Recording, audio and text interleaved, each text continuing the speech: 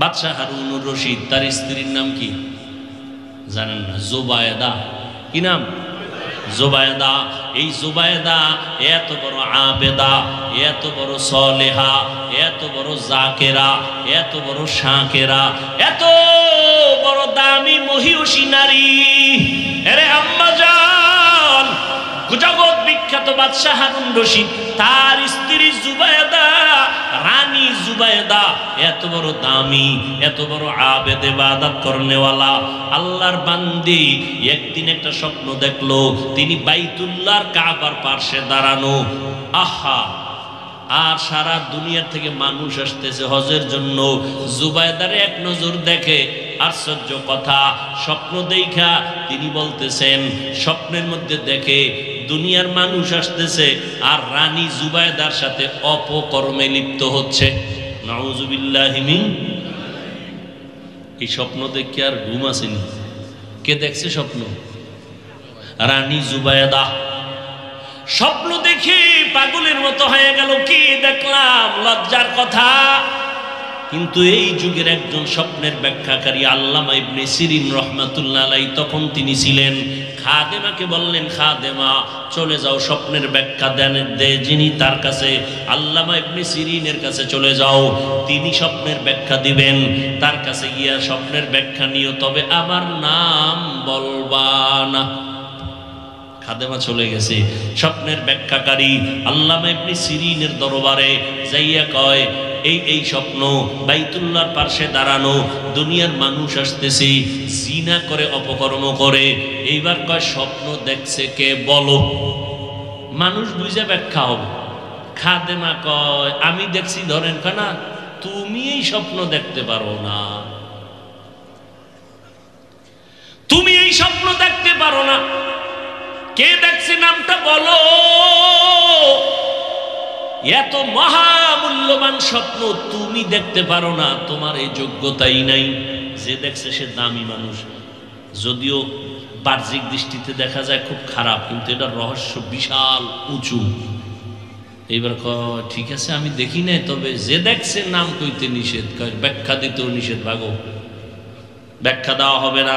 খাদেমা চলে গেলেন ওই বাদশাহ হারুন রশিদের স্ত্রী রানী জুবায়েদার কাছে। এই খবর কয়, গাও যাও গিয়ে নাম কয়ে দাও। নামটা যখন বলল, আল্লামা ইবনে সিরিন বলেন, আলহামদুলিল্লাহ, জুবায়েদার দ্বারা সম্ভব এত দামি স্বপ্ন দেখা। জুবায়েদারে জানাইয়া দাও, আমার সালাম দিও আর বলিও, জুবায়েদার দ্বারা আমার আল্লাহ এত বিশাল খেদমত নিবেন এই দ্বীনের রাস্তায়। জুবায়েদা হবে গোটা দুনিয়ার মধ্যে ইতিহাসের পৃষ্ঠায় ধন্য নারী। স্বপ্ন দেখছি কি, ব্যাখ্যা কি? এবার জুবায়েদা গেছে মক্কায় হজ করতে, গিয়ে দেখে জমজম পানি ছাড়া আর পানি নাই, মানুষ দূর দূর থেকে আসে, পানির অভাব। রানী জুবায়েদা অর্ডার করলো, নতুন ভাবে বিশাল বড় পরীক্ষা খনন করো, পানির কূপ খনন করো, লাইন খনন করো, এইভাবে আমি যত টাকা লাগে সব আমি ব্যয় করব। এখনো জুবায়েদার নামে সেই যে নহর কেটেছিল, নহরে জুবায়েদা, তার কিছু নমুনা এখনো আছে মক্কায়। আছে না নাই? এখনো আছে। কি স্বপ্ন দেখা কি ইতিহাস কইরা গেলেন জুবায়েদা। কোটি কোটি কোটি দিনার খরচ করেছে, কিন্তু সে বাদশাহ হারুন রশিদের স্ত্রী সরকারিভাবে 1 টাকাও খরচ করে নাই। নিজের মালিকানার থেকে টাকা ব্যয় করে বিশাল নহরে জুবায়েদা করেছে, পানির ব্যবস্থা করেছে, সারা দুনিয়ার হাজী সাহেবরা ওই পানি পান করেছে। এই নহরে এই জুবায়েদার ইতিহাস। 100 খাদেমা ছিল, কাজের নারী। 100 কেমন কাজের নারীরা ছিল? প্রত্যেকে ছিল কোরআনে হাফেজা। আপনাকে কাজের লোকেরা সব হাফেজা। চিন্তা করতে পারেন আপনি কত বছর আগের কথা। সেই বাদশাহ হারুন রশিদের স্ত্রী জুবায়েদার শত খাদেমা সব কোরআনের হাফেজা। জুবায়েদা আইন করে দিছে, কাজ করবা, জবানে কোরআনের তেলাওয়াত চলতে থাকবে। কিতাবে লেখা আছে এই যে কাজ করে সবাই আর তেলাওয়াত চলে, পুরা বাড়ির মধ্যে শুধু মৌমাছির মতো গুনগুন গুনগুন গুনগুন আওয়াজ। বলে না এত যাত্রা গান দিয়া হবে কি, সিনেমা হল দিয়া হবে কি? বলে না, একবারও বলবে না। বলবে এত সওয়াব দিয়া হবে কি, এত ওয়াজ দিয়া হবে কি, এত তাবলীগ দিয়া হবে কি?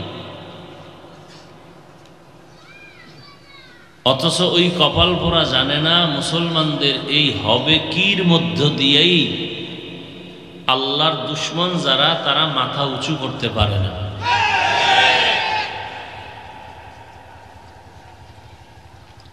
এমন একটা সময় খুব দ্রুত আসতেছে, পৃথিবীতে একটা মানুষও থাকবে না যে আল্লাহর বিপক্ষে। একজন মানুষও খুঁজে পাওয়া যাবে না পুরা দুনিয়ায়। প্রত্যেকটা মানুষ আল্লাহর চূড়ান্ত আনুগত্যকারী হয়ে যায়। নেতৃত্ব দিবেন ইমাম মাহদী আলাইহিস সালাম, ঈসা নবী নেমে আসবেন। খুব দ্রুত নমুনাগুলো দেখা যাচ্ছে। আল্লাহ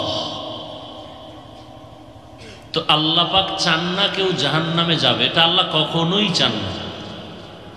কেউ যদি ইচ্ছা করে যেতে চায়, আল্লাহ তার জন্য জাহান্নাম বানায় রাখছেন। কারণ আল্লাহ পাক রব্বুল আলামিন জাহান্নামে যে দিতে চান না, সেই ক্ষেত্রে যুগে যুগে নবী পাঠাইয়া উম্মতের পিছনে মেহনত করাইলেন। নিজের ছেলে মেয়ে স্ত্রীর চিন্তা বাদ দিয়ে উম্মত নিয়ে সারা দিন রাত্র মেহনত করেছেন।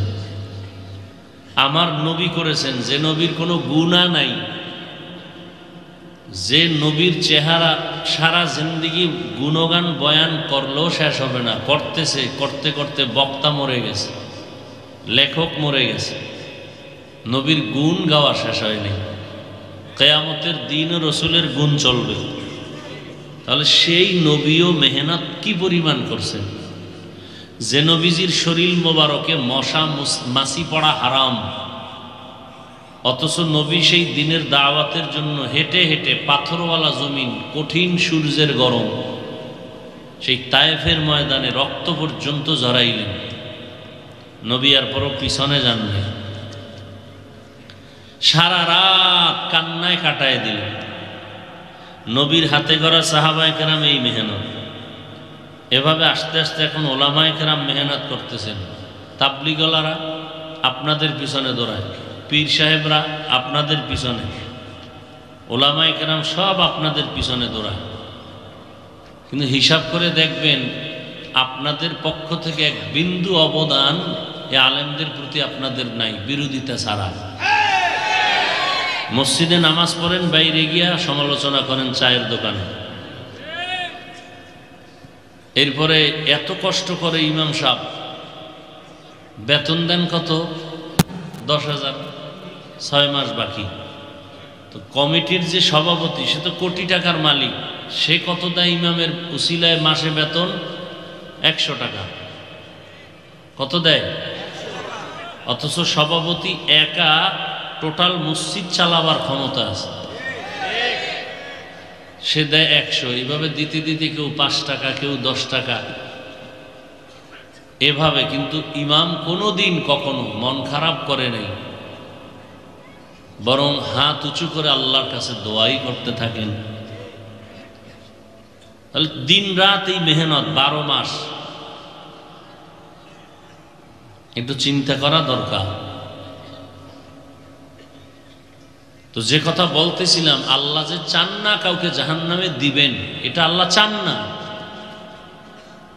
এই দলিল হলো এই আয়াত, قل يا عبادي الذين أسرفوا على أنفسهم لا تقنطوا من رحمة الله إن الله يغفر الذنوب جميعا إنه هو الغفور الرحيم।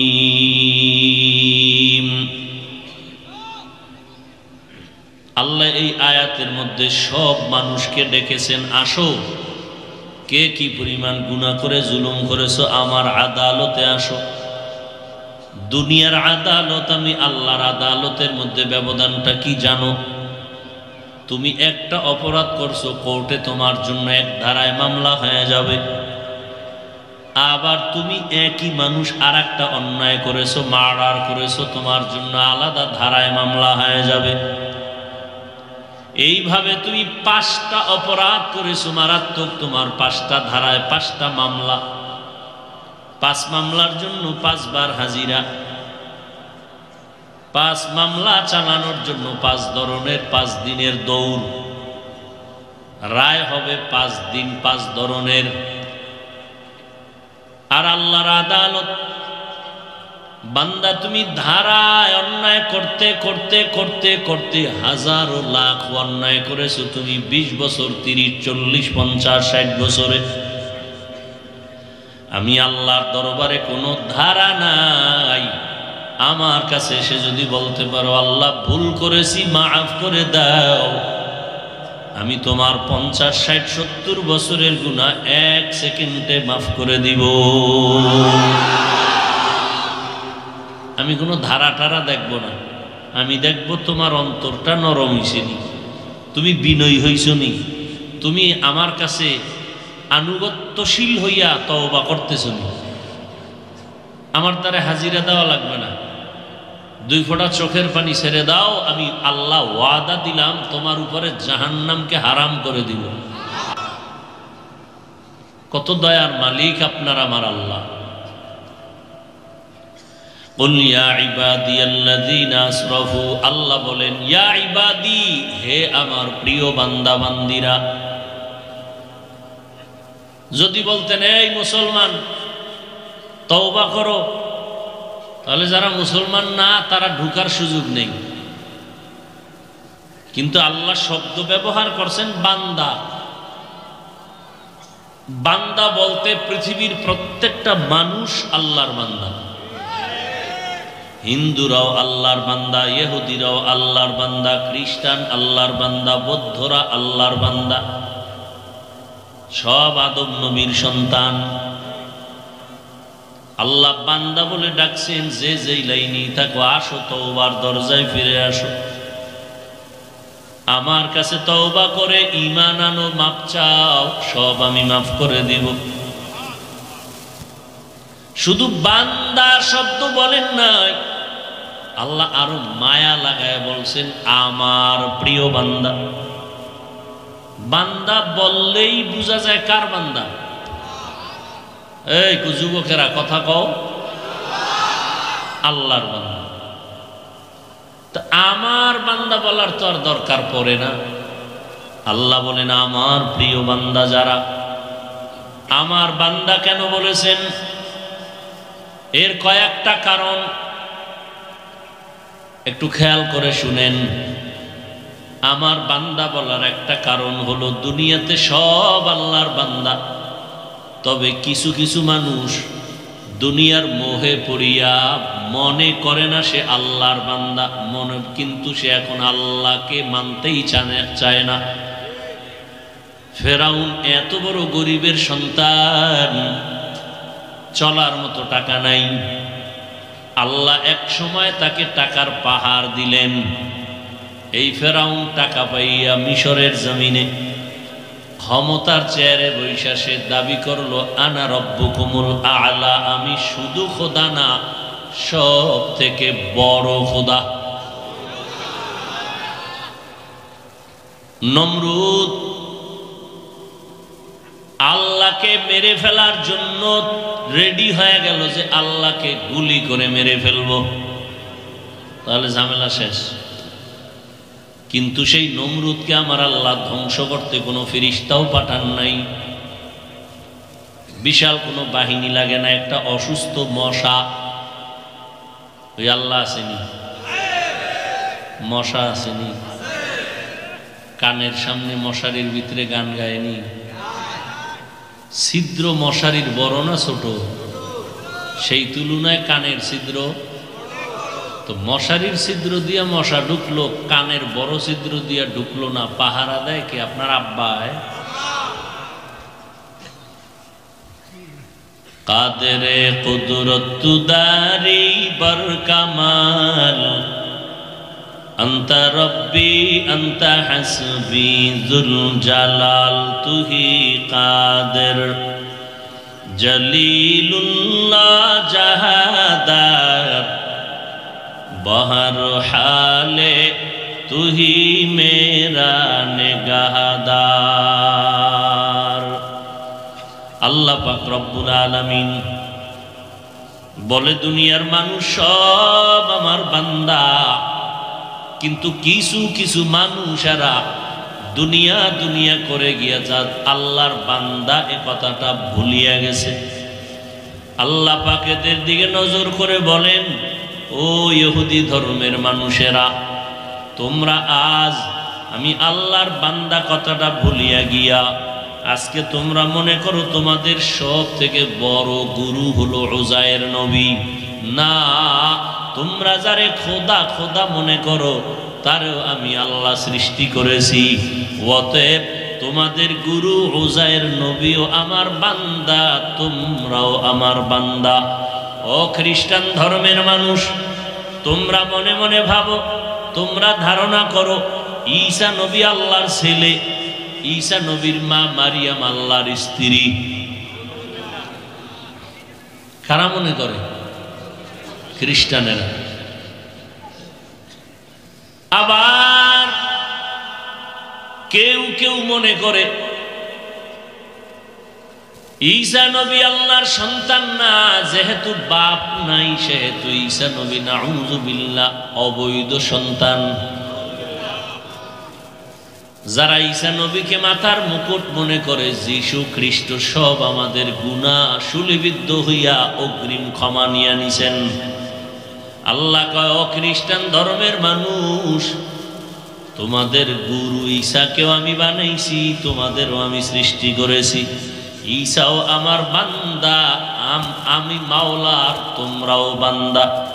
আমি আল্লাহর কোনো ছেলে নাই, কোনো স্ত্রী নাই, কিছুই নাই। লাম ইয়ালিদ ওয়ালাম লাম ইয়ালিদ লাম ইউলাদে উলাইকাস ওয়ালাদ মাউলুদরা উ খালেকাস। বৌদ্ধ ধর্মের মানুষ, তোমরা মনে করো গৌতম বুদ্ধ তোমাদের মাথার মুকুট, তোমাদের খোদার আসনে বসাইছো। না না, ওই গৌতমকেও আমি আল্লাহ সৃষ্টি করেছি, তোমাদেরকেও আমি আল্লাহ সৃষ্টি করেছি। অতএব তোমরা যাদেরকে মাথার মুকুট মনে করিয়া তার পেছনে দৌড়াও, তাকে সেজদা পর্যন্ত দাও না, তারেও আমি বানাইছি, তোমাকেও আমি সৃষ্টি করেছি। ওই গৌতম আমার বান্দা, তোমরাও আমার বান্দা। অতএব ফিরিয়া আসো, আমি আল্লাহর আদালত বড় বড় দামি আদালত, দয়ার আদালত। এখানে কোনো রাগের আদালত নাই।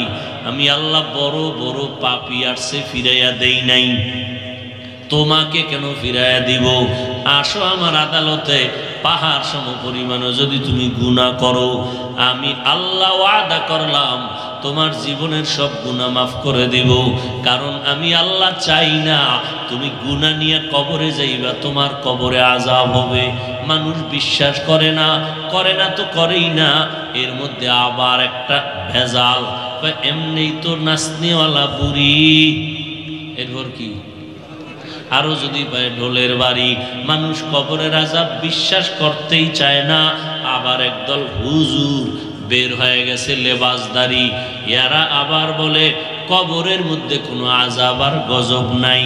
এগুলো বলে বলে সাধারণ মানুষকে আরো বিভ্রান্ত করে। এই দলের নতুন ব্যানার হলো তারা নাকি আহলে কোরআন। এতদিন শুনছেন বাংলাদেশে এক নতুন দল আহলে হাদিস, এখন নতুন করে এই দল বের হয়েছে, এদের নাম কি? আহলে কোরআন। এরা বলে কবরে আযাব নাই। আল্লাহর এক ওলি বলে, ও বুদ্ধিজীবীরা, তোমার কথা যদি আমি 1 মিনিটের জন্য মেনে নেই, কবরে কোনো আযাব হবে না, তাহলে তুমিও টেনশন মুক্ত, আমিও টেনশন মুক্ত হয়ে গেলাম।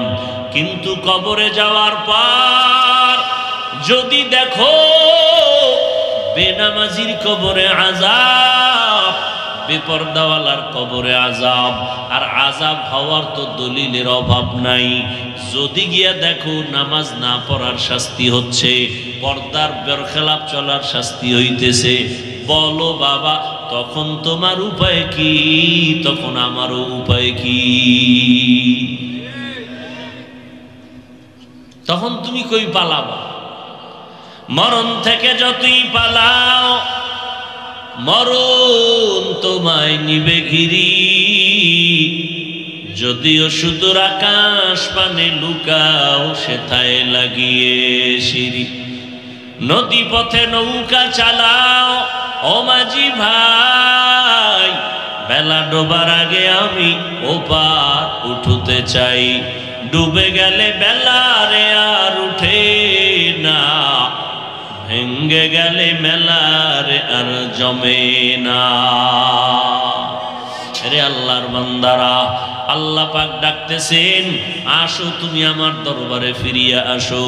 ইয়া ইবাদি, আমার বান্দা যারা, আমার কাছে আসো। অন্য কোথাও গেলে তোমাদের কোনো শান্তি নাই। তোমরা দুনিয়াতে যার পিছনে দৌড়াও এরা স্বার্থপর সবাই। একটু যদি স্বার্থে আঘাত লাগে তোমার সাথে কথা বন্ধ, মোবাইলও বন্ধ, আর যোগাযোগ নাই। হঠাৎ করে যদি খুলে আর রিংটা ঢুকিয়েই পড়ে, রিসিভটা করিয়েই ফেলে, ঘরের মধ্যে থাইকা বলে আমি জমিনেই নাই। সব স্বার্থপর। আল্লাহ পাক বলেন, আমি যদি স্বার্থপর হইতাম তাহলে তোরে টুকরা টুকরা কইরা আমি রৌদ্রে শুকায়ের পরে তোরে শাস্তি দিতাম। আমার দেওয়া পানি তুই পান করতেছো, আমার দেওয়া বাতাস ভোগ করতেছো, আমি আল্লাহর বানানো সূর্যের আলো ভোগ করতেছো, বিদ্যুৎ আবিষ্কার করছো আমার দেওয়া কুদরতের ক্ষমতার ভিতর দিয়া, আমার দেওয়া জমিনে হাঁটতেছো, আমার দেওয়া নদীর মাছ খাইতেছো, জমিনের ফসল খাইতেছো, আমার দেওয়া গাছের ফল খাইতেছো। আমি জমিনে ফসল দিলে পাবি, না দিলে তোর বাবাও দিতে পারবে না। তাহলে সব ভোগ করতেছি আল্লাহর, এরপরও আল্লাহকে চিনি না, কেউ চেনার চেষ্টাও করি না, উল্টা যারা বিরোধিতা করি। আল্লাহ বলেন, আমি যদি স্বার্থপর হইতাম তাহলে ঘুমের মধ্যে তোরে মেরে ফেলতাম, বরং মারাত্মক করোনা দিয়েও তোরে বাঁচায় রাখছি। আমি আল্লাহ স্বার্থপর না রে বান্দা, অন্যায় করেছো। আমি আল্লাহ বারবার ডাকতেছি, নবীদের লাগাই দিলাম তোর পেছনে, সময় দিয়ে তোরে বুঝাবে, গালি দেওয়ার অনুমতি নাই। রহমতের নবী আমার মাত্র 13 বছরের ভেতরে মদিনা মক্কার মানুষগুলো ছিল পৃথিবীর নিকৃষ্টতম খারাপ চরিত্রহীন লম্পট। মক্কার মানুষের মতো খারাপ জমিনের মধ্যে আর কোথাও এমন খারাপ মানুষ ছিল না। বাইতুল্লাহ এমন একটা ঘর, ইন্না আউওয়ালা বাইতিন উযিআ লিন-নাসি লাল্লাযী বিবাক্কাতা মুবারাকাও ওয়া হুদা মুবারাকাও ওয়া হুদাল লিল আলামিন।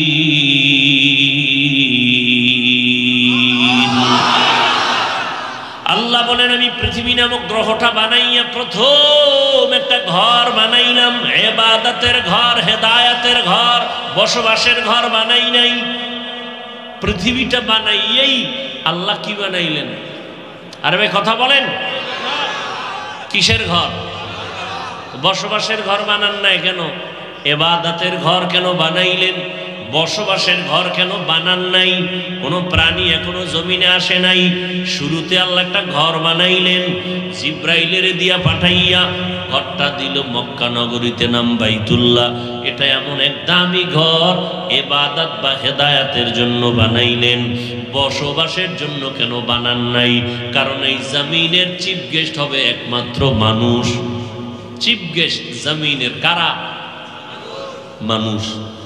যারা প্রধান মেহমান বা চিফ গেস্ট হবেন তারা কি দীর্ঘ সময় ওখানে থাকেন?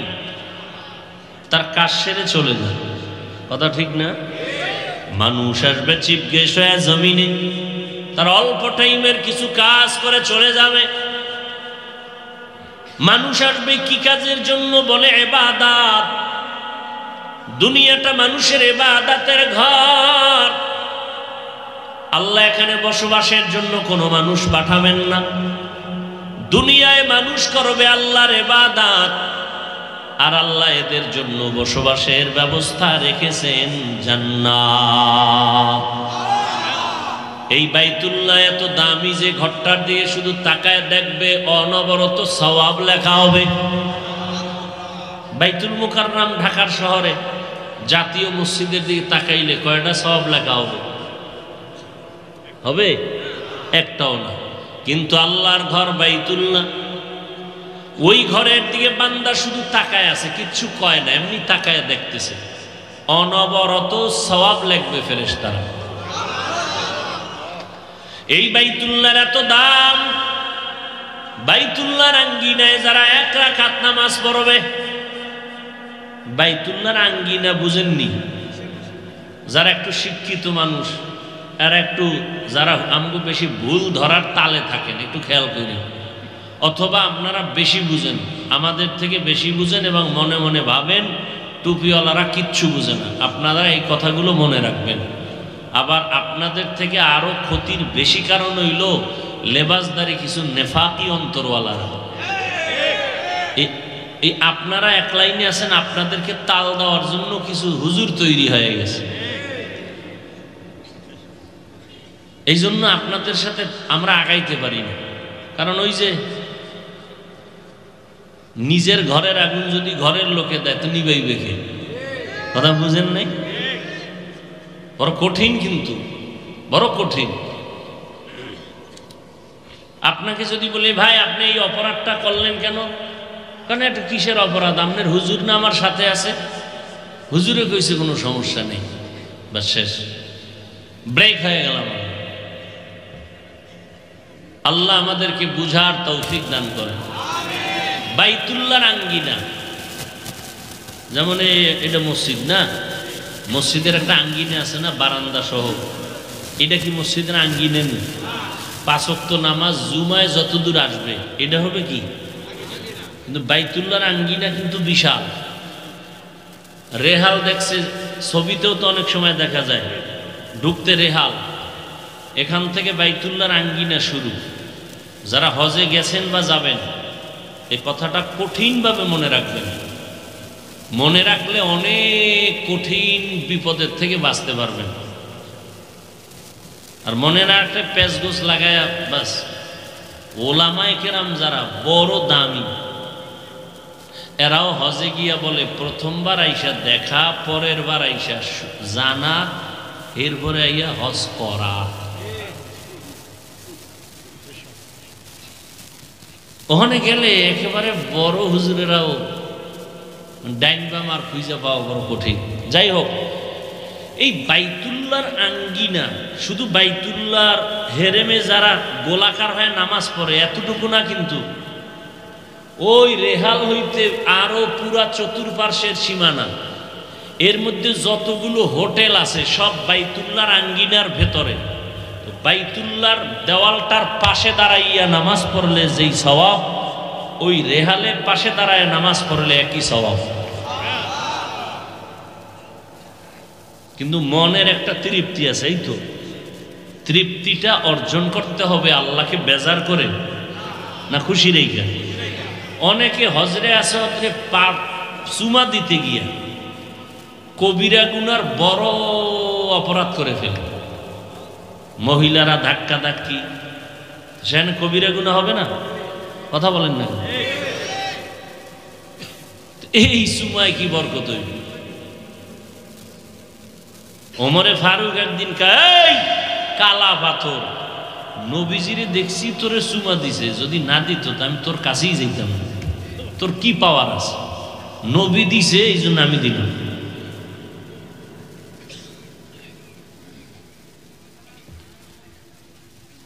এই কথাটা আমি এত কঠিনভাবে বলতেছি কেন জানেন?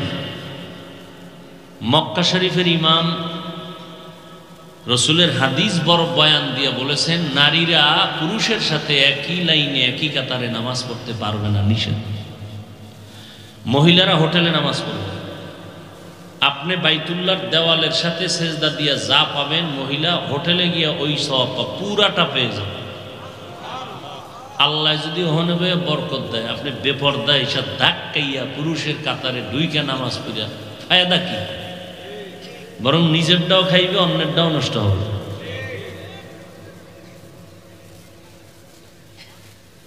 আমরা অনেকে বুঝাইয়াও বুঝার পরও না বোঝার বাহানা করি।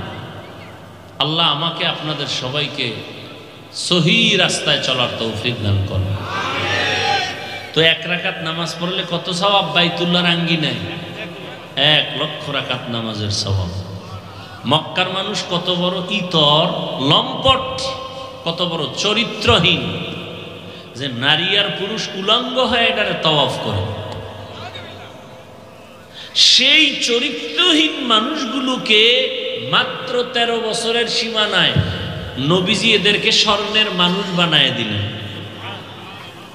জিব্রাইল আমিনকে আল্লাহ পাঠায় বলে, নবীর কাছে চলে যাও, একটা লিস্টি দিয়ে দিলাম, নবীরে জানায় দাও। এই লিস্টিটার মধ্যে 10 জন সাহাবার নাম আছে, নবী যেন বলে দেয় এরা বিনা হিসাবে জান্নাতি। মাত্র 13 বছরের সীমানায় নবী এত খারাপ লাইনের মানুষগুলোকে যে দিনের লাইনে নিয়ে আসলেন। একটা বেতের বাড়িও লাগে নাই, একটা মিথ্যা কথাও নবী বলেন নাই।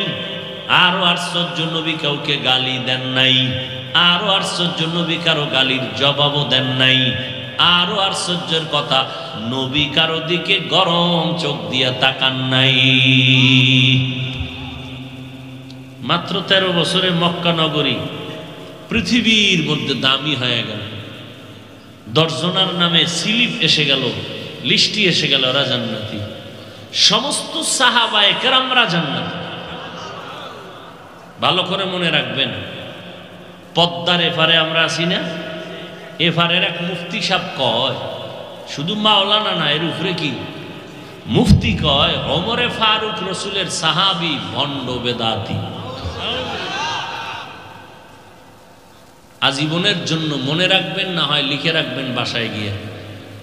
সাহাবায়ে কেরামদের বিরুদ্ধে কেউ যদি ইশারা ইঙ্গিতে লেখে বা বলে, আল্লাহর কসম 1 বার, আল্লাহর কসম 2 বার, আল্লাহর কসম 3 বার, ওয়াল্লাহি বিল্লাহি তাল্লাহি, সাহাবায়ে কেরামদের বিরুদ্ধে ইশারা ইঙ্গিতে যারা বলবে, যারা লিখবে, এরা বাতিল, এরা ভণ্ড।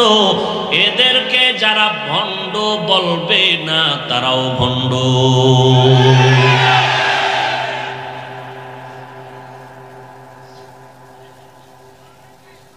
রহমতের নবী আমার একটা বাঁকা নজরে কারো দিকে তাকান নাই। গালি তো পরের কথা, গালির জবাবও দেন নাই। 63 বছরের হায়াত নবীর, এত পবিত্র জীবনে একটা মিথ্যা বলেন নাই। কেমন মায়ার নবী আমার! আর আমরা সেই নবীর উম্মত দাবি করে নবীরে চিনলাম না রে বাবা। বুঝো, কুত্তা শুয়ারের আল্লাহ আকল দেয় নাই ভালো মন্দ যাচাই করার, মানুষকে দিছে। আমরা কি মানুষ? মানুষ মানে কি যে বেউসে মানুষ? হ্যাঁ, যার আকল জ্ঞান ঠিক আছে সে মানুষ। আর মানুষের মূল জিনিস হলো ভেতরের মধ্যে একটা ইঞ্জিন আছে, কলব, যে আমার বডিটাকে পরিচালনা করে। কলব আছে, রুহুটা আছে, তো আমি আছি। রুহুটা যেদিন চলে যাবে সবাই বলবে লাশটা বেড়ে রয়েছে, মানুষ নাই, হুজুর নাই, আব্বা নাই।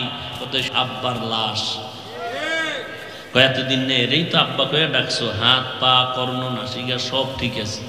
না না না, এটা আমার আব্বা না, তুই কালকে রে আব্বা কয়ে ডাকলো, এই লোকটারই তো ডাকলো, এই বডিটারে দেখেই তো গেছে আব্বা। এখন না না, এটা আমার আব্বা না, তো আব্বা কই? আব্বা গেছে গিয়া, তো কে? কয় লাশ। আমার আব্বা চলে গেছে, আব্বার লাশ পড়ে আছে। আমরা কি মানুষ? মানুষ মানে যে বেউসে মানুষ। হ্যাঁ, মুরব্বীরা আগে কইতেন যে যার মধ্যে মানও আছে, হুশও আছে, এরা কি মানুষ। যদিও মুরব্বীদের একটা ধারণা, কিন্তু এটা তথ্যবহুল কোনো কথা না, বুঝেন না? আমরাও মাঝে মাঝে এই কথা বলতাম। যেমন আমরা বলি লাউ, কদুরে কি বলি বলেন, আপনারা বলেন না? আমাদের মুরব্বী ওলামায়ে কেরাম বলছে না কদু বলবেন, লাউ বলবেন কেন?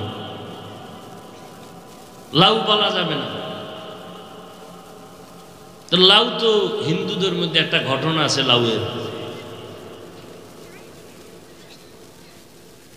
এরপরে আমরা মাংস বলি না, কথা বলেন। মুরব্বীরা বলতেন, বয়ান শুনতাম অনেকের, আমরাও তাদের শুনে শুনে এক সময় বয়ান করছি, মাংস মানে কি মা যোগ অংশ, মায়ের অংশ, এভাবে বলতেন। আসলে এই তথ্য সঠিক না। অংশ লিখতে 100 আর কি বলে মাংস লিখতে আর 100। যাই হোক, গুণা না, হ্যাঁ হতে পারে এটা না বলা ভালো। যেমন বাংলা ভাষায় যদি আপনি বলতে যান, তো জল এটা বাংলা ভাষা না? এ যারা শিক্ষিত আছেন বলেন। পানি তো উর্দু, বাংলা ভাষা কি? জল। হিন্দুরে যদি কন তুই ডেলি তোরে 100 টাকা দেবেন, তুই পানি কবি না? ওদের একটা সংস্কৃতি আছে না নেই? আছে। তাহলে জল বাংলা ভাষা, কারণ আপনি জল কইলে কইবে তুই কি হিন্দু হয়ে গেছেন, ঠিক না? মুরব্বীরা বলতেন তাদের একটা মেধা, তাদের একটা উপরের সর্বোচ্চ ঐতিহ্য নিয়ে চিন্তা করে বলতেন।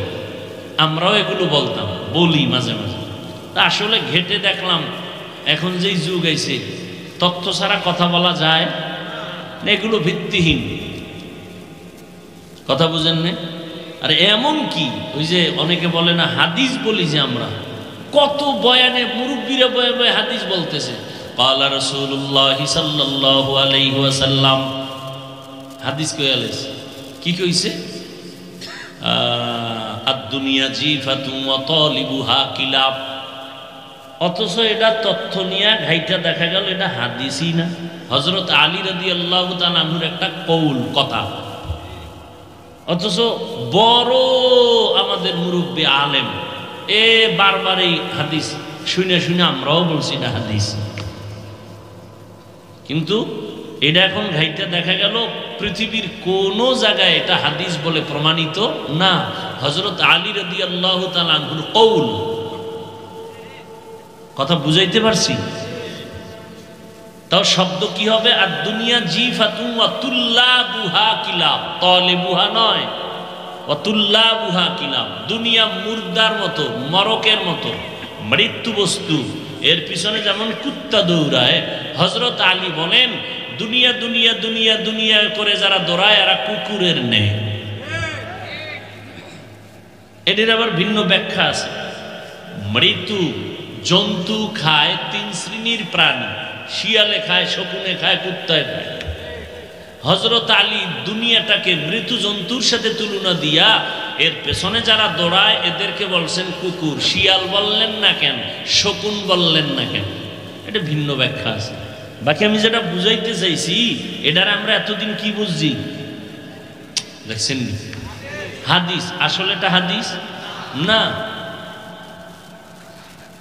আল্লাহ আমাদের সবাইকে মাফ করুন। তবে না জেনে কোনো ভুলে কিছু বলা, এটা মাপ চাওয়ার আগে আল্লাহ মাফ করে দেন। বুঝেননি? কিছু বুঝেন? যদি কেউ ভুলে কিছু বলে ফেলেন, তাহলে এটা যদি আসলেও ভুল হয়, আল্লাহর কাছে ক্ষমা চাওয়ার আগেই আল্লাহ ক্ষমা করে দেন।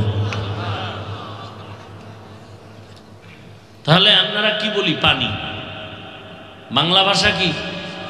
জল। কিন্তু আমরা জল বলি না। যেমন মাংস, আমরা গোশত বললে সমস্যা কি? মাংস বললে যে আপনার গুনাহ হবে তা না।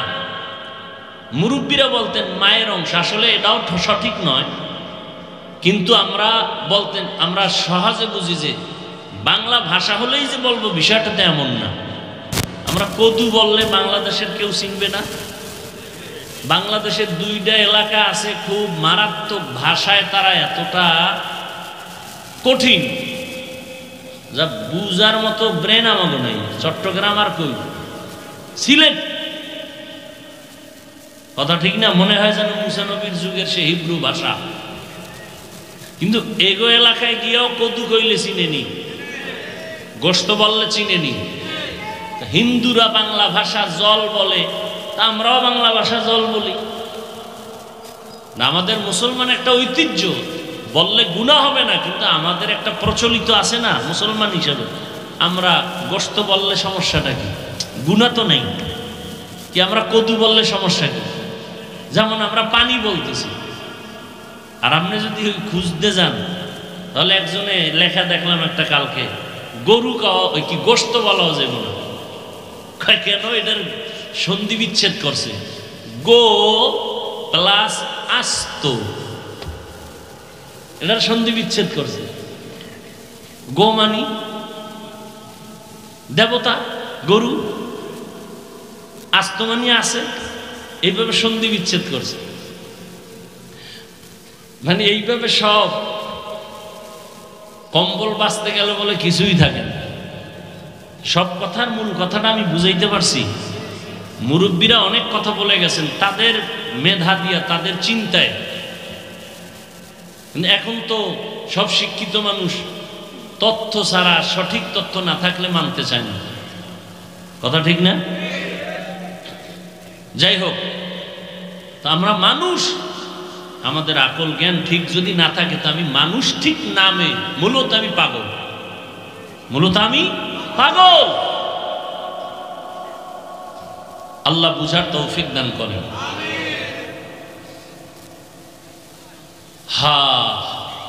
রহমতের নবী মাত্র 13 বছরে পুরা চরিত্রহীন মানুষগুলোকে স্বর্ণের মানুষ বানায় দিলেন। আল্লাহ তাদের ব্যাপারে আয়াত নাজিল করে বললেন, রাদিয়াল্লাহু আনহুম ওয়া রাদু আন, আমিও তাদের উপরে রাজি, তারাও আমার উপরে রাজি। সমস্ত সাহাবায়ে কেরাম জান্নাতি। আরো আস্তে করে বলেন, ইয়া ইবাদিয়াল্লাযীনা আসরাফু আলা আনফুসিহিম লা তাকনাতু মির রাহমাতিল্লাহ ইন্নাল্লাহা ইয়াগফিরুয যুনুবা জামিআ ইন্নাহু হুয়াল গফুরুর রহিম।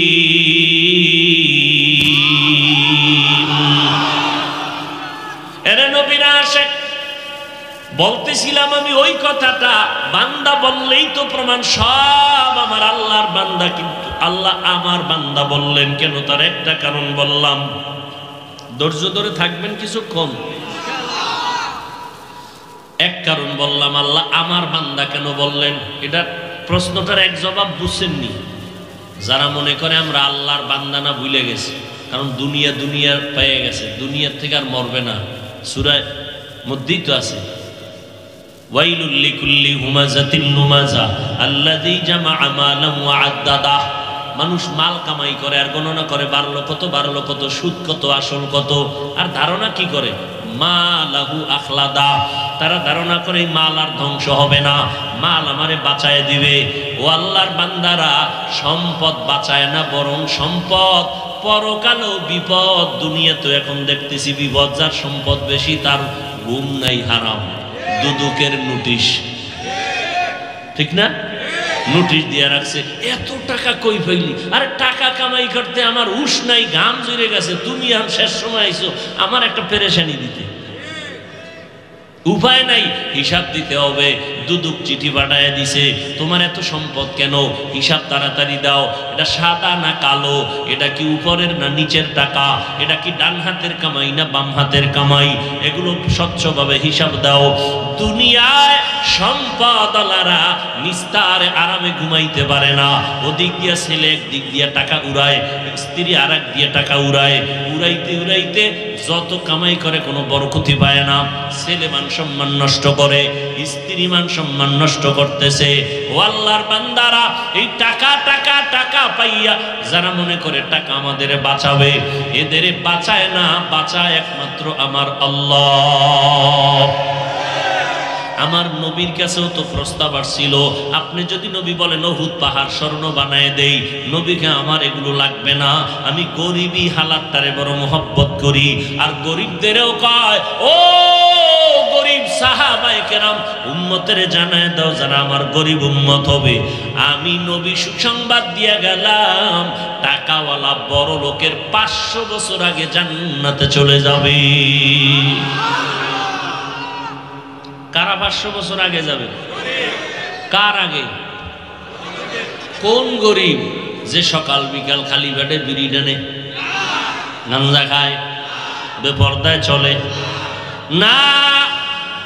গরিব ওই গরিব যেই গরিব কলিজা ছিঁড়ে যাবে তারপর আল্লাহকে ভুলবে না। সাহাবী এতটা গরিব ঘরের চুলায় আগুন জ্বলে না, তারপরেও নামাজের তাকবীর উলা ছাড়ে না। আর আমরা তো নামাজই পড়ি না। এরে নবীর আশিক সাহাবায়ে কেরাম এতটাই গরিব, এমন এমন গরিব সাহাবায়ে কেরাম আছেন একজন মানুষের কাজ কইরা রুজি কিছু খানা তৈরি হয়। নবীর একজন আশিক, কঠিন আশিক, রোজার মাস, রোজার ইয়া কাম করতে গেছেন, রোজা রাখবেন, ঘুমাইলেই রোজা শুরু, ঘুমাইলেই রোজা শুরু প্রথম যুগে। আর যতক্ষণ সজাগ থাকবে খাও, জনমের মতো খাও। তো সারাদিন রোজা রেখে বাসায় এসে সন্ধ্যা হয়ে গেছে, মানে ইফতার খাবে, আরো খাবে, ঘুমাইলেই রোজা শুরু হয়ে যাবে। কথা বুঝেন না? আর আমরা টাটকা ঘুম থেকে উঠা নাকে মুখে কিছু দেই, দিয়ে এরপরে রোজা আবার শুরু করি। তো একজন সাহাবী সারাদিন কাম করছে, বুঝেন আরবের জমিন পাথরওয়ালা শক্ত, সূর্যের গরম, কামটাম করে ক্লান্ত হয়ে গেছে। সন্ধ্যায় আইসা কিছু খাবেন, ও এত ক্লান্ত হইয়া হইয়া আবার ঘুমাই গেছে। রোজা আর একটা শুরু, আর কোনো ভাঙ্গার সুযোগ নেই, ফরজ রোজা। সাহাবী ঘুমাইয়া সকালবেলা উঠা তো সেই রোজা আর একটা শুরু হয়ে গেল। আবার কাজে চলে গেলেন, কাজের মধ্যে যাইয়া হঠাৎ এতটাই ক্লান্ত বেহুশ হইয়া জমিনের মধ্যে পড়ে গেলেন।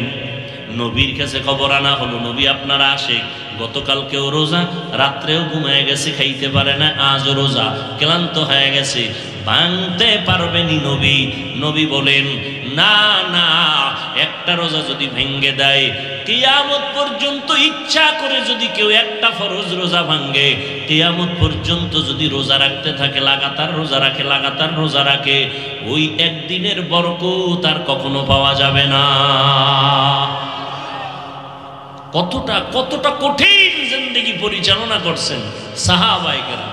আর আমরা তো মায়ের হোটেলে থাকি, জিন্দেগি পরিচ্ছন্ন, আমরা কত আরামে আছি।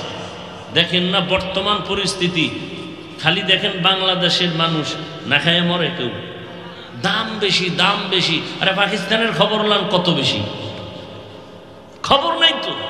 কি দেহে মোবাইলে হারাটা রাত্র শুধু আকাম আকাম আকাম, দুনিয়াদারির খবর নাই। সারাটা রাত মোবাইল হাতে নিয়ে কবিরা গুনা, কবিরা গুনা, কবিরা গুনা, কবিরা গুনা।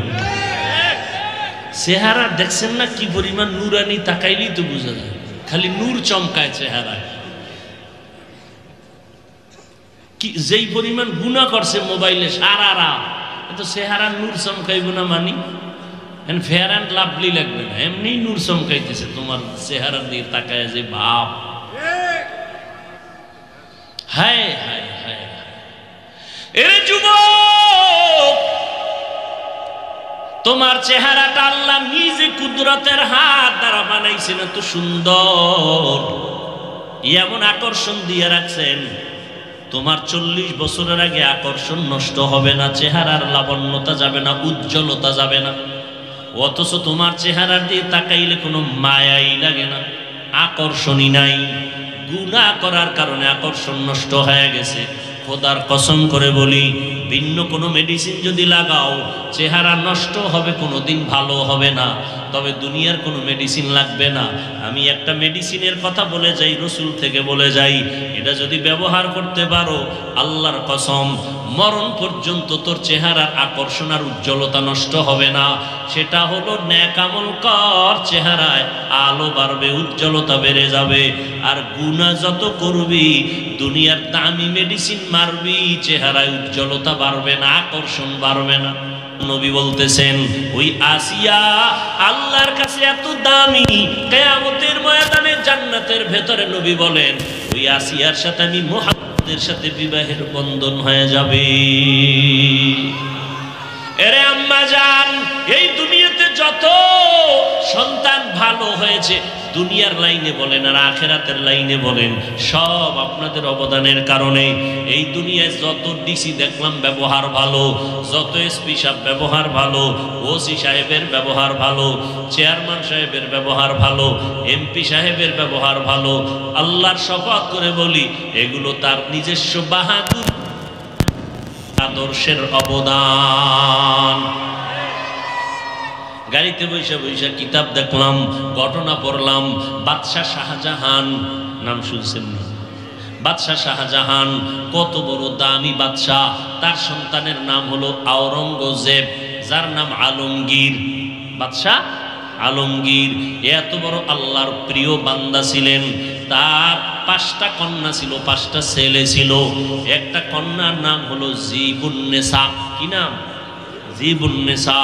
এত বড় বাদশাহ, মুঘলদের ইতিহাস বড় বিরল ইতিহাস। পাক ভারত উপমহাদেশের শাসক ছিলেন মুসলমানদের মোগল সম্রাটরা। মোগলদের শেষ বাদশাহ হলো বাদশাহ আলমগীর, যাকে আওরঙ্গজেব বলা হয়, শাহজাহানের সন্তান।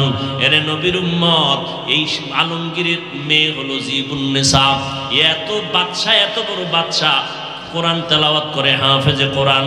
তার মেয়ে জিবুন্নেসা কোরআনে হাফেজা, এত বড় আলেমা, এত বড় শায়েরা, কবিতা বানাইতো বসে বসে। মৃত্যু পর্যন্ত জীবনে বিবাহের সিঁড়িতে পাও রাখে নাই। আল্লাহর মোহাব্বত নিয়া ইরানের বাদশার, ইরান দেশের মধ্যে নতুন কবিরা কবিতা বানায়। এক মিসরা বানাইছে একটা লাইন, দ্বিতীয় লাইন বানাইতে পারে না। দুনিয়া খবর ছড়ায় গেল, আমগো দ্বিতীয় এই শেরের অংশটা, কবিতার অংশ কে বানাবে? খবর আসতে আসতে যখন হিন্দুস্তানে চলে আসলো, জিবুন্নেসার কানে আসলো, কবিতার এক লাইন পাইয়া দ্বিতীয় লাইনটাও বানায় দিল। খবর চলে গেল ইরানে। ইরানের বাদশাহ সহ দেখার জন্য চলে আসছে কে? সারা দুনিয়াটাকে আজকে আলোকিত করলো। দেখার জন্য চলে আসলো আলমগীরের মেয়ে জিবুন্নেসাকে দেখার জন্য। এবার পর্দা রক্ষা করবে আল্লাহর ভয়। আলমগীর পেরেশান হয়ে গেলেন। জিবুন্নেসা বলে, আব্বা এত পেরেশান হলেন কেন? ডাক দিয়া কয়, মা ওই ইরানের দামি দামি ব্যক্তিরা আসছে তোমাকে দেখবে, আমি ভয় পাইতেছি, বেপর্দা তো করা যাবে না, হারাম হবে। এইবার মেয়েটা ডাক দিয়া কয়, আব্বু আমি 2টা কবিতার লাইন লেখা দেই, কবিতার মধ্যেই তারা তালাশ করলে আমারে চিনে ফেলবে, কবিতার মধ্যেই চিনে ফেলবে। জিয়া দেখা লেখা দেই, এইটা লেখা দিয়ে ঠিকই লেখা দিছে। 2 লাইন কবিতা লেখা দিল। কবিরা এই কবিতা 2 লাইন পাইয়া বলে, আমরা আপনার মেয়ের গুণগান এই কবিতার মধ্যেই পেয়ে গেলাম, আর দেখার দরকার নাই। এরে নবীর উম্মতের দল। আবার এক বাদশার ইতিহাস পড়লাম, বাদশাহ হারুন রশিদ নাম শুনছেন? বাদশাহ হারুন রশিদ, তার স্ত্রীর নাম কি জানেন না? জুবায়েদা। কি নাম? জুবায়েদা। এই জুবায়েদা এত বড় আবেদা, এত বড় সলেহা, এত বড় জাকেরা, এত বড় শাকেরা, এত বড় দামি মহিষী নারী। আরে আম্মা জান, জগৎ বিখ্যাত বাদশাহ হারুন রশিদ, তার স্ত্রী জুবায়েদা, রানী জুবায়েদা, এত বড় দামি, এত বড় আবেদ, ইবাদত করনেওয়ালা আল্লাহর বান্দি। একদিন একটা স্বপ্ন দেখলো, তিনি বাইতুল্লাহর কাবার পাশে দাঁড়ানো। আহা, আর সারা দুনিয়া থেকে মানুষ আসতেছে হজের জন্য। জুবায়েদারে এক নজর দেখে, আশ্চর্য কথা, স্বপ্ন দেখা তিনি বলতেছেন, স্বপ্নের মধ্যে দেখে দুনিয়ার মানুষ আসতেছে আর রানী জুবায়েদার সাথে অপকর্মে লিপ্ত হচ্ছে। নাউজুবিল্লাহি মিন। এই স্বপ্ন দেখে আর ঘুম আসেনি। কে দেখছে স্বপ্ন? রানী জুবায়েদা। স্বপ্ন দেখে পাগলের মতো হয়ে গেল। কি দেখলাম? লজ্জার কথা। কিন্তু এই যুগের একজন স্বপ্নের ব্যাখ্যাকারী আল্লামা ইবনে সিরিন রাহমাতুল্লাহ আলাইহি, তখন তিনি ছিলেন। খাদেমাকে বললেন, খাদেমা চলে যাও, স্বপ্নের ব্যাখ্যা দেন যিনি তার কাছে, আল্লামা ইবনে সিরিনের কাছে চলে যাও, তিনি স্বপ্নের ব্যাখ্যা দিবেন। তার কাছে গিয়া স্বপ্নের ব্যাখ্যা নিও, তবে আমার নাম বলবা না। খাদেমা চলে গেছে। স্বপ্নের ব্যাখ্যাকারী আল্লামা ইবনে সিরিনের দরবারে যাইয়া কয়, এই স্বপ্ন, বাইতুল্লাহর পাশে দাঁড়ানো, দুনিয়ার মানুষ আসতেছে, জিনা করে, অপকর্ম করে। এইবার কয়, স্বপ্ন দেখছে কে বলো, মানুষ বুঝে ব্যাখ্যা হবে। খাদেমা কয়, আমি দেখছি। ধরেন না, তুমি এই স্বপ্ন দেখতে পারো না, তুমি এই স্বপ্ন দেখতে পারো না। কে দেখছে নামটা বলো। এত মহামূল্যবান স্বপ্ন তুমি দেখতে পারো না, তোমার এই যোগ্যতাই নাই। যে দেখছে সে দামি মানুষ, যদিও বাহ্যিক দৃষ্টিতে দেখা যায় খুব খারাপ, কিন্তু এটার রহস্য বিশাল উঁচু। এইবার কয়, ঠিক আছে আমি দেখি নাই, তবে যে দেখছে নাম কইতে নিষেধ, কয় ব্যাখ্যা দিতেও নিষেধ, ভাগো, ব্যাখ্যা দেওয়া হবে না। খাদেমা চলে গেলেন ওই বাদশাহ হারুন রশিদের স্ত্রী রানী জুবাইদার কাছে। এই খবর কয়, গাও যাও গিয়ে নাম কয়ে দাও। নামটা যখন বলল, আল্লামা ইবনে সিরিন বলেন, আলহামদুলিল্লাহ, জুবাইদার দ্বারা সম্ভব এত দামি স্বপ্ন দেখা। জুবাইদারে জানাইয়া দাও, আমার সালাম দিও আর বলিও, জুবাইদার দ্বারা আমার আল্লাহ এত বিশাল খেদমত নিবেন এই দ্বীনের রাস্তায়। জুবাইদা হবে গোটা দুনিয়ার মধ্যে ইতিহাসের পৃষ্ঠায় ধন্য নারী। স্বপ্ন দেখছি কি, ব্যাখ্যা কি? এবার জুবাইদা গেছে মক্কায় হজ করতে, গিয়ে দেখে জমজম পানি ছাড়া আর পানি নাই, মানুষ দূর দূর থেকে আসে, পানির অভাব। রানী জুবাইদা অর্ডার করলো, নতুন ভাবে বিশাল বড় পরীক্ষা খনন করো, পানির কূপ খনন করো, লাইন খনন করো, এইভাবে আমি যত টাকা লাগে সব আমি ব্যয় করব। এখনো জুবাইদার নামে সেই যে নহর কেটেছিল, নহরে জুবাইদা, তার কিছু নমুনা এখনো আছে মক্কায়। আছে না নাই? এখনো আছে। কি স্বপ্ন দেখা কি ইতিহাস করে গেলেন জুবাইদা। কোটি কোটি কোটি দিনার খরচ করেছে, কিন্তু সে বাদশাহ হারুন রশিদের স্ত্রী সরকারিভাবে 1 টাকাও খরচ করে নাই। নিজের মালিকানার থেকে টাকা ব্যয় করে বিশাল নহরে জুবাইদা করেছে, পানির ব্যবস্থা করেছে, সারা দুনিয়ার হাজী সাহেবরা ওই পানি পান করেছে। এই নহরে এই জুবাইদার ইতিহাস। 100 খাদেমা ছিল, কাজের নারী। 100 কেমন কাজের নারীরা ছিল? প্রত্যেকে ছিল কোরআনে হাফেজা। আপনাকে কাজের লোকেরা সব হাফেজা। চিন্তা করতে পারেন আপনি কত বছর আগের কথা। সেই বাদশাহ হারুন রশিদের স্ত্রী জুবাইদার শত খাদেমা সব কোরআনের হাফেজা। জুবাইদা আইন করে দিছে, কাজ করবা, জবানে কোরআনের তেলাওয়াত চলতে থাকবে। কিতাবে লেখা আছে, এই যে কাজ করে সবাই আর তেলাওয়াত চলে, পুরা বাড়ির মধ্যে শুধু মৌমাছির মতো গুনগুন গুনগুন গুনগুন আওয়াজ। কিসের আওয়াজ? কোরআনের আওয়াজ। কিন্তু দুঃখ, ও মুরব্বীরা, কয়জন সন্তান আপনার ঘরে কোরআন তেলাওয়াত করে? আম্মা জানেরা পারেননি প্রতিদিন ফজরের পরে সূরা ইয়াসিনটা তেলাওয়াত করবেন? আপনার ছেলে কোরআন পড়বে, মেয়ে পড়বে, পারবেননি। আরে আম্মা জান, আল্লাহ তাআলা ডাকতেছেন, তওবা করে নাও, পিছনের সব গুনাহ মাফ করে নতুন জীবন তুমি শুরু করে দাও। আল্লাহ ডেকে বলেন, তোমরা আমার বান্দা, আর কারো বান্দা না। কারণটা কি জানো? আমি আল্লাহ তোমাদের বড় আদর করে বানাইছি। আসমানও আমি বানাইছি, জমিন আমি বানাইছি। আমার জমিন বলি নাই, আমার আসমান বলি নাই, আমার সূর্য বলি নাই। আমি বান্দাগুলোকে আমার কেন বলছি তা জানোনি? আমি উদাহরণটা এভাবে দেই, আমার ছেলে, ওর মাথায় টুপি, পাগড়ি, জামা আছে। একজনে কা হাফিজ ভাই, ছেলের গায়ের জামাটা ধরে কে, এটা কার? আমি বললাম এটা আমার না। বানাইছে কে? বললাম আমি। টাকা দিছে কে? আমি। মজুরি দিছে কে? আমি। সব আমি। জামা কার? আমি কি? না আমার না। ছেলে? আমি কি? ছেলে আমার।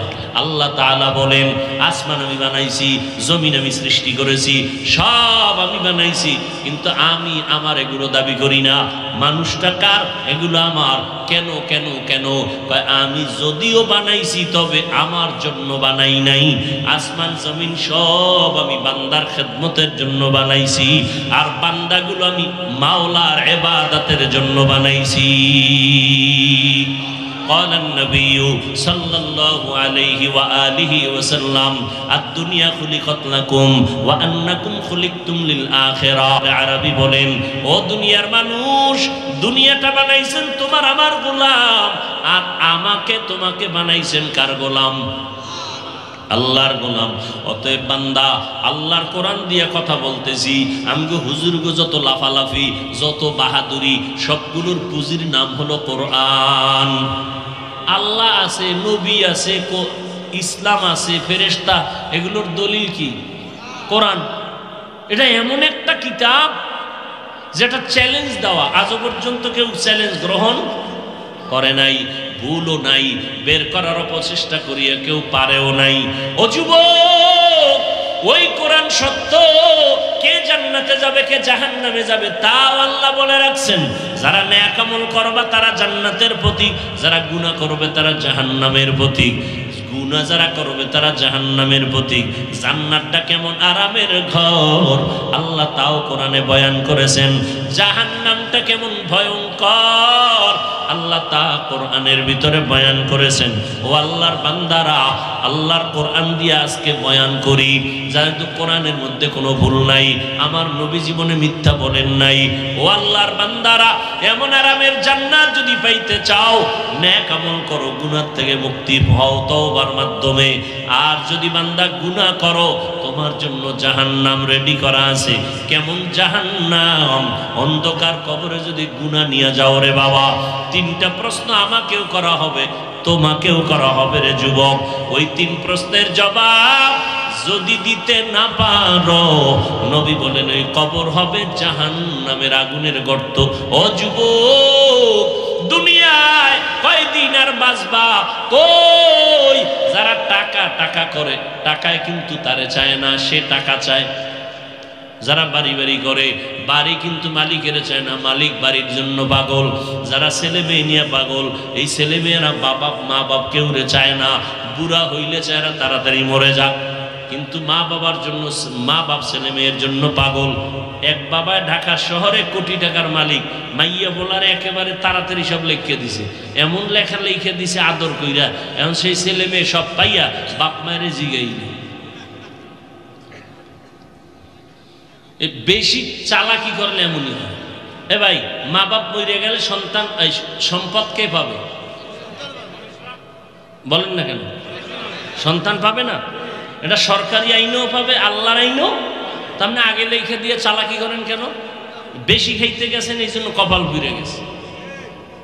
আপনি মরলে তোরা পাবে, বরং আপনি যদি না দিতেন, ওই লোভে লোভে সন্তান, আল্লাহর ভয় না থাকলো অন্তত ওই টাকার লোভেও তো বাপ মার খেদমত করতো, ঠিক না?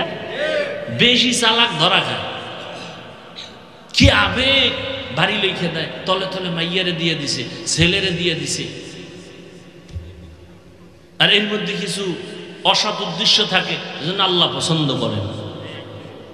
এরে পর্দার আড়ালের আম্মা জানেরা, ও যুবক, দুনিয়াতে তো মন মতো জিন্দেগি কম চালাইলা না। কতবার নামাজ বাদ দিছো তোমার কোনো হিসাব নাই। কয়দিন আর বাঁচবা দেখো না তাকাইয়া, যত লাশ যত লাশ, সব যুবক যুবক যুবক। পানির নিচে লাশ কয় কার? কয় যুবক। গাড়ির নিচে চাকার নিচে লাশ কয় যুবক। ঘুমের বিছানায় মরণের লাশ কয় যুবক। রোগ কি? কয় কোনো রোগ নাই। কথা হঠাৎ কয় বুকে ব্যথা, মা ধরতে গিয়ে দেই নাই। তো কি কয়, হঠাৎ এক রোগের জন্ম হয়েছে নতুন করে, হঠাৎ রোগ, হঠাৎ নাই। কি হঠাৎ রোগ? কি মোবাইল চালা, আরো চালা, চালা ইচ্ছারম চালা, টের পাবি রে কপাল ভরা। সুটকি হয়ে থাকবি বিছনার মধ্যে, মায় চিল্লে কইব ওই দরজা খোল, তোর জবানের আওয়াজ হবে। চালা ইচ্ছা রকম, কত আকাম করতে পারো কম। ফেরাউনের থেকে তোর বেশি পারবি না, নমরুদদের থেকে বেশি পারবি না, কত আর করবি? তুমি কে আর আমি কে? যেই শক্তিশালী পাহারাদারওয়ালারা শক্তি প্রয়োগ করে নবীকে জবাই করেছে, নবীদেরকে জবাই করেছে, তাদেরকে আল্লাহ ধরে ফেলাইছে। তুমি কে আর আমি কে? ও যুবক, পায়ে হাত রেখে বলে গেলাম, আমি কিন্তু এতক্ষণ যে চিল্লাইলাম একবারও কিন্তু বলি নাই তোমরা আমার মতো হুজুর হইয়া যাও। গুনার থেকে তওবার কথা বলছি, কিন্তু বলি নাই হুজুর হও। একবার জোর করে বলি নাই তুমি হুজুর হয়ে যাও, স্কুল ছেড়ে দাও, কলেজ ছেড়ে দাও, একবারও বলি নাই, বলবো না। আমি তোমাকে বাধ্য করে বলি নাই তাবলীগে না গেলে জাহান্নামে যাবা। আমি তোমাকে বাধ্য করে বলি নাই পীরের কাছে না গেলে জাহান্নামে যাইবা। বরং আমি বলবো তুমি দিনের পথে চলবা। স্কুল কলেজে পড়িয়াও তো বহু আল্লাহর বান্দা তোমার মতো যুবক 5 বেলার নামাজ পড়ে আছে না নাই? তাহলে তুমি কেন পারবা না রে বাবা? র্যাব, আর্মি, পুলিশ, বিডিআরের চাকরি করে 5 বেলার নামাজ পড়ে তুমি কেন পারবা না? ও বৃদ্ধ বাবাজিরা, আপনার মতো কত বুড়া হাতের মধ্যে লাঠি নিয়ে মসজিদে গিয়া নামাজ পড়ে, নামাজ ছাড়ে না, আপনারা কেন পারবেন না? এরে আম্মা জান, আপনার মতো কত মা যে এখনো আছে গ্রামে, স্বামীর মাল নষ্ট করে না, 5 ওয়াক্ত নামাজ পড়ে, পর্দা রক্ষা করে এবং সন্তানগুলোকে আদর্শওয়ালা বানানোর চেষ্টা করে। ও সন্তান, তুমি ডাক্তার হও, তবে আদর্শওয়ালা, নবীর আদর্শওয়ালা, কোরআন পড়া ডাক্তার হও। ও বান্দা, তুমি ইঞ্জিনিয়ার হও, আল্লাহর কোরআনটা শিখে নিয়ে তারপরে নবীর আদর্শের ইঞ্জিনিয়ার হও। ও বান্দা, তুমি প্রফেসর হও, আল্লাহর কোরআনটা শিখা এরপরে তুমি নবীর আদর্শের প্রফেসর হও। তোমার জিন্দেগি কোনোদিন নষ্ট হবে না, বরং সম্মান বাড়তেই থাকবে। জীবনে যত অন্যায় করেছো মনে মনে একটু আমার মাওলার কাছে ক্ষমা চাও, গোপনে গোপনে আল্লাহকে বলো, ও দয়ার মালিক, জীবনে যত অপরাধ করেছি আমার আব্বা আম্মা ভাই বোনেরা কেউ জানে না, জানলে সবাই আমাকে লজ্জা দিত, কাছে টানতো না। ও আল্লাহ, আপনি জানার পরেও রাগ করিয়া পানি বন্ধ করেন নাই, বাতাস বন্ধ করেন নাই, খানা বন্ধ করেন নাই। আজ আমি খাঁটি তওবার জন্য তৈরি হয়ে গেলাম। ও আল্লাহ, জীবনে মা বাবার সাথে কত অন্যায় করেছি, শিক্ষকের সাথে কত অপরাধ করেছি, মুরব্বীদের সাথে কত অন্যায় বেয়াদবি করেছি, আজকে থেকে তওবা করে নিলাম। ও যুবক বাবারা, তওবার খাঁটি নিয়ত যদি করতে পারো, আল্লাহ তোমাকে পবিত্র জিন্দেগি দান করবেন। আল্লাহকে মনে মনে তওবার নিয়তে বলো, জীবনে আর নামাজ ছাড়বা না, মা বাবাকে আর কোনোদিন কথা দিয়া কষ্ট দিবা না, ওলামায়ে কেরামের বিরোধিতা করবা না, নবীর তরিকা মানিয়া চলবা, 5 বেলার নামাজ পড়বা, জবানকে হেফাজত করবা, আর দাড়ির উপর অস্ত্র লাগাইবা না। মা বাবার দোয়া ছাড়া কিন্তু আগানো যাবে না। ওই মা বাবার দোয়া নিয়ে সামনে আগাও, ওলামায়ে কেরামের পরামর্শ নিয়ে নবীর তরিকা মানিয়া চলবা। যদি কারো অন্তরে তো দুর্বলতা না থাকে, খাঁটি তওবার নিয়ত অন্তরে থাকে, তবে এটাও কিন্তু সত্য কথা, আমার নবীর মতো ব্যক্তির কোনো উদাহরণ নাই। সেই নবীর বয়ান শুনিয়াও আবু জাহাল কালেমা পড়ে নাই, আর ওমরের মতো বান্দা নবীর গর্দান কাটতে আসিয়া মুসলমান হয়ে কালেমা পড়ে ফেললো। এই জমিনে আবু জাহালের মতো শক্ত অন্তরের কিছু মানুষ থাকবে, হাজারো বয়ানে দিলটা নরম হবে না, তওবাও করার চিন্তা করবে না। আবার একদল ওমরের মেজাজওয়ালা গুনাহ নিয়ে প্যান্ডেলে ঢুকার পর কবরের কথা স্মরণ করে, হাসরের ময়দানের কথা স্মরণ করে, মরণের কথা চিন্তা করে তওবা করবে, মনে মনে আল্লাহর কাছে তওবা করবে, চোখের পানি ছেড়ে দিবে, আল্লাহ তাকে ওমরের মতো হিসাবে কবুল করে নিবেন।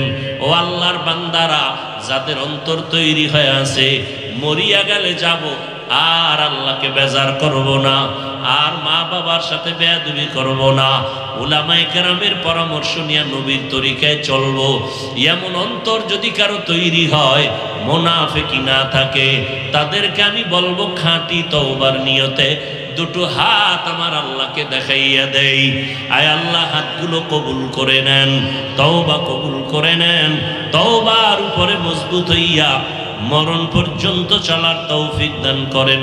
আমিন।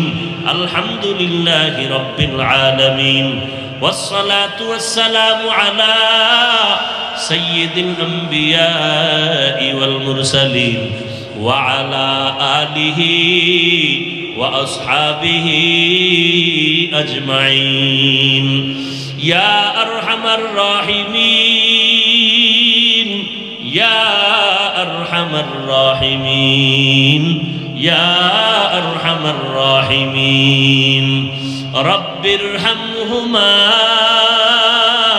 كما ربياني صغيرا اللهم إنك عفو كريم تحب العفو فاعف عنا اللهم إنا نسألك رضاك والجنة ونعوذ بك من سخطك والنار اللهم إنا نعوذ بك من البرص والجنون والجذام وسيء الأسقام ও দয়ার মালিক, মেহেরবানি করে আমাদের জীবনের সবার সমস্ত গুনাহগুলো মাফ করে দেন আল্লাহ। তওবার নিয়তে হাত তুলেছি রে আল্লাহ। কত উলামায়ে কেরাম, কত মুরব্বী হাজী সাহেব, কত ব্যবসায়ী, কত চাকরিজীবীরা হাত তুলেছেন, পর্দার আড়ালের কত মা বোনেরা হাত তুলেছেন, আমার কলিজার কত যুবক, কত ছাত্র ভাই। আয় আল্লাহ, মেহেরবানি করে সবার গুনাহগুলো মাফ করে দেন। এ মাহফিল কবুল করে নেন। আয়োজনকারীদেরকে, সহযোগিতাকারীদের কবুল করে নেন। আয় আল্লাহ।